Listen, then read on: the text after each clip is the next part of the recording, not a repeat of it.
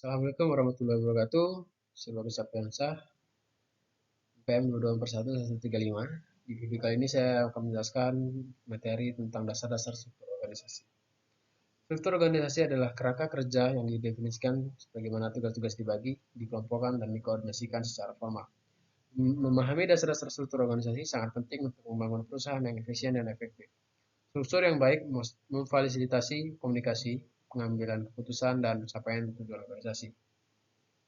Dalam presentasi ini kita akan membahas berbagai aspek struktur organisasi, termasuk jenis-jenisnya, unsur-unsurnya, prinsip-prinsipnya, desain yang efektif. Serta hubungannya dengan budaya kerja. Kita juga menganalisis studi kasus untuk memahami bagaimana organisasi diterapkan di dalam berbagai sektor industri. Pertama, pengertian struktur organisasi dan pentingnya. Itu definisi struktur organisasi. Struktur organisasi adalah sistem yang mengatur hubungan antara berbagai bagian dan fungsi dalam suatu organisasi. Ini bisa pembagian kerja, rantai komando, dan mekanisme koordinasi untuk mencapai tujuan bersama. Dengan kerangka kerja formal, hubungan antar fungsi, dan koordinasi tugas. Kedua, pentingnya struktur organisasi. Struktur organisasi yang baik sangat penting untuk efisiensi operasional dan keberhasilan jangka panjang. Ini membantu dalam mengelola sumber daya, mengurangi konflik, dan meningkatkan responsif terhadap perubahan pasar. Dengan efisiensi operasional, pengelolaan sumber daya, dan responsivitas pasar. Selanjutnya, bisnis struktur organisasi. Yang pertama ada struktur hierarkis struktur tradisional yang dengan rantai komando yang jelas dari atas ke bawah, cocok untuk organisasi besar dengan tugas-tugas yang terstandarisasi. Kedua, struktur matriks, struktur yang menggabungkan departementalisasi, fungsional, dan proyek, memungkinkan fleksibilitas tetapi dapat menyebabkan konflik kepentingan.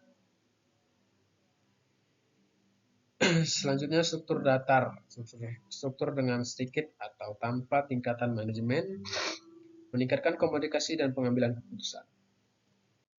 Selanjutnya unsur-unsur dalam organisasi. Unsur dalam struktur organisasi. Yang pertama itu departemen. Unit organisasi yang mengelompokkan tugas-tugas serupa berdasarkan fungsi atau produk. Kedua, jabatan. Posisi dalam organisasi yang memiliki tanggung jawab dan wewenang tertentu. Tugas, aktivitas spesifik yang harus diselesaikan oleh individu atau tim untuk mencapai tujuan organisasi. Selanjutnya, prinsip-prinsip desain struktur organisasi yang efektif. Yang pertama itu spesialisasi adalah pembagian tugas untuk meningkatkan efisiensi dan keahlian. Kedua, koordinasi itu mekanisme untuk menyelaraskan supaya dari berbagai bagian organisasi.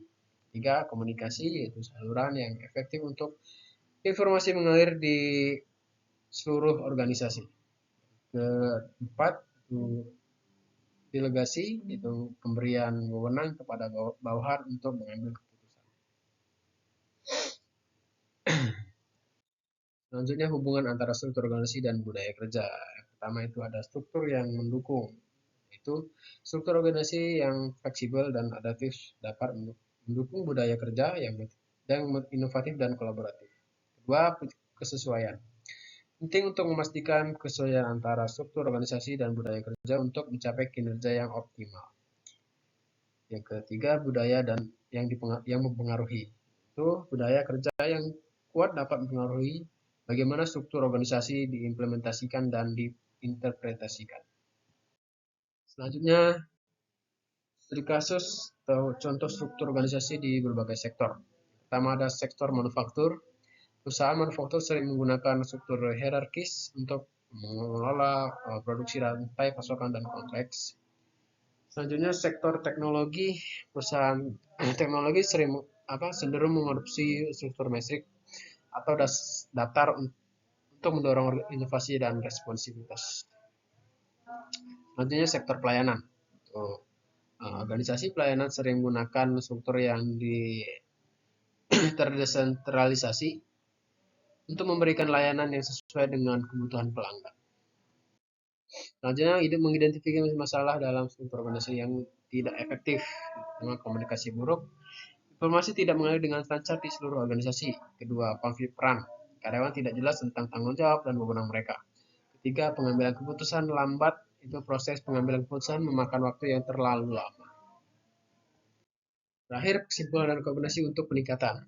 Itu yang pertama, memahami dan mengelola struktur organisasi adalah kunci untuk mencapai efisiensi dan keberhasilan.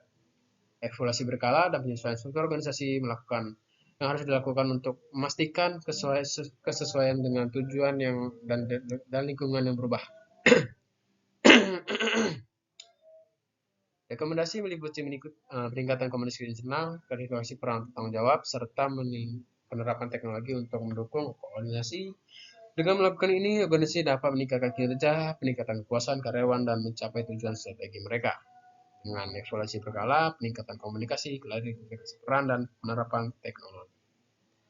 Saja mungkin yang dapat saya sampaikan. Saya Bapak Sapiansah. Saya akhiri. Assalamualaikum warahmatullahi wabarakatuh.